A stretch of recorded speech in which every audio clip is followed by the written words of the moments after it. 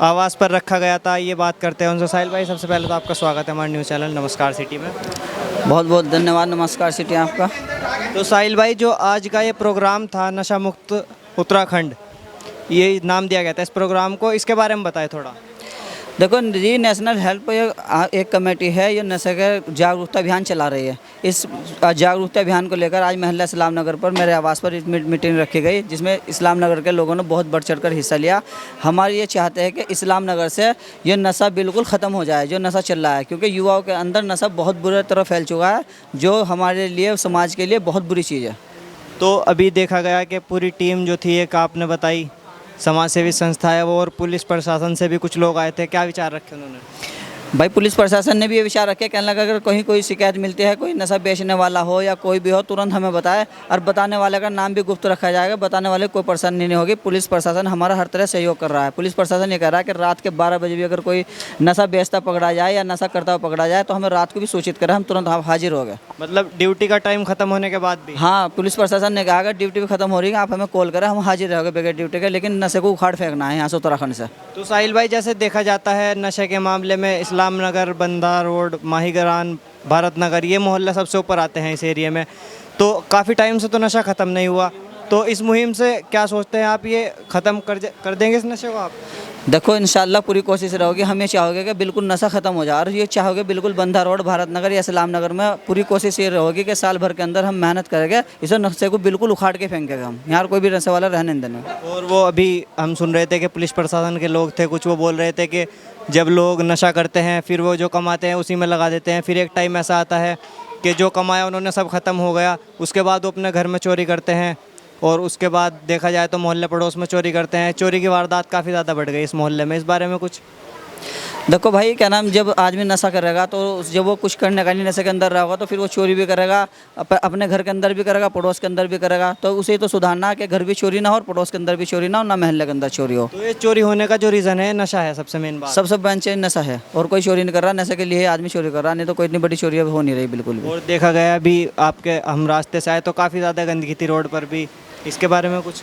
गंदगी तो आप कोई सी पूरे वार्ड, हमारे वार्ड 36 की कोई सी गली देख लो, और खासकर इस्लाम नगर की सारी देख लो, अभी दिखा देता हूँ। यहाँ मेरे बाहर भी देखो, गंदगी तो यहाँ फैली पड़ी। सफाई व्यवस्था के नाम पे सिर्फ 2 आदमी आते हैं और वो कह देते हैं बेचारे हमारे पास, इस पूरे महल्ले के अंदर कोई आदमी बता दे कि हमने इसमें रेडा 2 साल से या 3 साल से रेडा चलता हुआ देखा हो। कूड़ा उठाने वाला रेडा? उठाने वाला रेडा कोई एक आदमी लाकर मुझे बता दो कि 1 साल से मैंने किसी रेडे वालों को देखा हो, एक भी शख्स ला दो इस पूरे महल्ले में से। तो हम देखते हैं कि शहर में तो गाड़ियाँ चलती है, टेम्पो चलता है कूड़ा उठाने का, यहाँ रेडा भी नहीं। यहाँ रेडा भी नहीं, पता नहीं क्यों नहीं है भाई। ये पार्षद जी देखे रेडा क्यों नहीं आया, या कर्मचारी जो हमारे हवलदार जी देखे क्यों नहीं आ रहा यहाँ से। न यहाँ सफाई कर्मचारी भी कम है, कूड़े का डब्बा यहाँ इस्लाम नगर में नहीं है। कहाँ मुझे बताओ कूड़े का डब्बा कहाँ इस्लाम नगर के अंदर। ये अभी इन्होंने कल क्या करा, मैंने फ़ोन किया, सफाई कर्मचारी आए, इन्होंने बाहर निकाला, प्लाट के अंदर डाल दिया।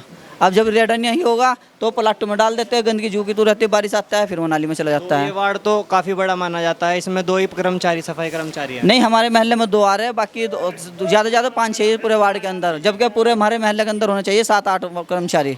तो अभी हमने जैसे सुना था कुछ दिन पहले कि आप भी, चुनाव आ रहा है नगर निगम का, आप भी पार्षद की तैयारी कर रहे हैं, क्या वो सही था? जनता अगर चाहोगे तो इंशाल्लाह जरूर लड़ूंगा। और अगर आप पार्षद बन जाते हैं, जनता आपको चुन लेती है, तो आपका विज़न क्या रहेगा वार्ड के लिए? मेरा सबसे बड़ा विजन रहेगा कि साफ़ सफाई नंबर 1 पर रहोगी, फिर नशा मुक्त बिल्कुल अपना वार्ड करूँगा, और साफ़ सफाई इतनी बढ़िया रहोगी कि आदमी भी अनसठ यहाँ सफाई वाले रह गए, रेडे रहोगे, डब्बे रखे जाएंगे, सफाई का नंबर 1 मेरा काम रहेगा यहाँ पर। पार्षद का चुनाव हुए लगभग 5 साल पूरे होने को आ रहे हैं। हम कह सुन के अगर यहाँ किसी कर्मचारी को बुला ले तो आ जाते हैं। पता नहीं पार्षद जी ने जान के यहाँ मना कर रखे हैं लोगों को आने से, या क्या वजह है। अगर हम खुद ही जाके नगर निगम में उन अधिकारियों को कुछ कह देते, 2-4 आदमी आते हैं, वरना यहाँ कोई सफाई वफाई वो नहीं है। पार्षद साहब का घर भी तो शायद इधर ही है? पार्षद साहब का घर बंदा रोड पर है। अच्छा, उस गली का, उस मोहल्ले का क्या हाल है? वो उस गली का उनको पता होगा। आपने देखा हो, जैसे आप बोल रहे थे ना कि पार्षद साहब ने मना किया होगा यहाँ आने के लिए, ऐसा हो सकता है? नहीं, ऐसा लगता है जब कोई आदमी आता नहीं। तो अभी जैसे पार्षद है, क्या काम, यही तो काम है। अगर महल्ले में साफ सफाई नहीं हो रही तो फिर क्या फ़ायदा, क्या पार्षद है, क्या काम है। और जो हमारा साहिल भाई को चुनाव लड़ाने का, सब महल्ले वालों का जो ये एक मिशन चलाया हुआ, ये इसलिए चला हुआ क्योंकि ये जागरूक लड़का है, पूरा दिन खाली है, टाइम है इनके पास, उनके पास टाइम नहीं है। इनको रात को 12 बजे उठा लो, 1 बजे उठा लो, हर टाइम तैयार खड़े हैं। तो ये तो हुई साफ़ सफाई की बात। ये अभी साहिल भाई के आवास पर जो एक प्रोग्राम रखा गया था, ये मेरे ख्याल से नशा मुक्त का था। तो इस बारे में इन कुछ टीम के लोगों ने भी काफ़ी अच्छी अच्छी बातें कही, पुलिस प्रशासन से भी लोग आए तो उन्होंने भी काफ़ी कुछ बातें कही। क्या उससे जो लोग आए थे वो समझे होंगे कुछ? नहीं, बिल्कुल समझे है। और देखो आज का जो टाइम है वो सबसे, आज जो ये टीम मुहिम चलाया हुआ है, ये बहुत अच्छा कार्य है। क्योंकि आजकल का जो युवा बच्चा है वो नशे में इस कदर डूब गया है, ये काम करना बहुत ज़रूरी है। और इसमें हम भी बढ़ चढ़ के हिस्सा लेंगे, अपने मोहल्ले में भी, अपने जानकारों में, जहाँ भी हमारे टच में लोग हैं उन सबको समझाएंगे। क्योंकि बच्चों का आप पूरा साथ देंगे इस टीम का? पूरा साथ देंगे, पूरा। अच्छा काम कर रहे हैं ये लोग। बिल्कुल, बहुत बढ़िया। मेरा नाम मोहम्मद इमदादुल्ला, मैं रुड़की से जिला हरदा उत्तराखंड से हूँ। दूसरी बात सबसे बड़ी यही है कि सर के रैप का जो रैप का सिस्टम है बहुत ज़्यादा बढ़ता जा रहा है, बहुत ज़्यादा। देखो जैसे कि कोलकाता में हुआ, इससे बड़ा तकलीफ़ हुई है और मैं चाहता हूँ कि इस पर सख्त से कार्रवाई हो। अभी कुछ दिन पहले देखा गया देहरादून में भी, हमारे पड़ोस में ही है, वहाँ भी हुआ ISBT बस स्टैंड में रोडवेज कर्मचारियों ने किया, इसके खिलाफ भी। तो इसमें कहीं ना कहीं कुछ ना कुछ गड़बड़ है, या उसमें प्रशासन की कमी है या क्या है, कुछ ना कुछ ये कि इस पर सख्त कार्रवाई करी जाए, इस पर कोई सख्त कानून लाया जाए, ताकि ना कि इधर उधर की बात करके सबसे फोकस किया जाए कि हमारी देश की बेटी, जैसे कि हमने नारा दिया कि बेटी बचाओ बेटी पढ़ाओ, सिर्फ एक नारे में रह गई बात। नहीं, बेटी बचाओ बेटी पढ़ाओ का तो एक नारा आपकी बात बिल्कुल ठीक है, लेकिन जब अगर बेटी को पढ़ने के लिए भेजते हैं बाहर तो बच कहाँ से रही है? बेटी पढ़ रही है पर बच नहीं रही है। इसमें कानून, इसमें उल्टा हो गया ना, कानून की व्यवस्था की कमजोरी हो सकती है इस वजह से कि उनके ऊपर कानून को नहीं, इसमें अपने घर के बाप को, बेटे को, भाई को, दोस्त को, इन लोगों को समझाए तो बेटी बचेगी। सर अगर मान लीजिए बस सभी समझाते भी नहीं माने तो फिर इसके खिलाफ तो कार्रवाई करनी पड़ेगी।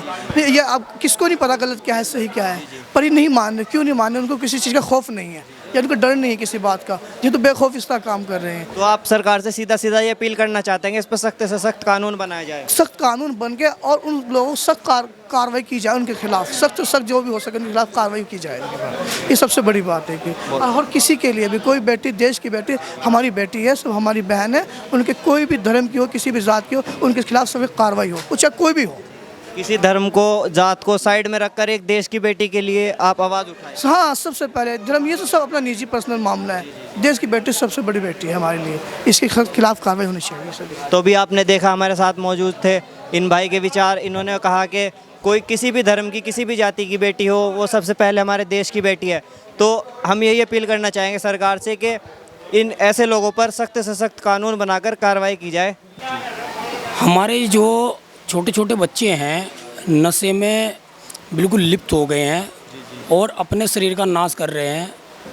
मैं सभी बच्चों से बच्चे हों या बड़े हों, मैं सबसे यही कहना चाहूँगा, नशे से बचें, अपनी सेहत का ध्यान दें और हो सके अपना जिम ज्वाइन करें। नशे से बेहतर, उससे ज़्यादा नशा किसी में नहीं होता। जो जिम का नशा एक ऐसा नशा है, उससे बड़ा कोई नशा नहीं होता, ये मेरा मानना है। बाकी आपकी न्यूज़ के चैनल के माध्यम से मैं ये कहना चाहूँगा, हमारी पूरी रुड़की में लगभग 50 से 60 जिम है और जिम बहुत अच्छे चल रहे हैं। तो मैं यही कहूँगा सभी नशे से बचें और नशे का विरोध करें।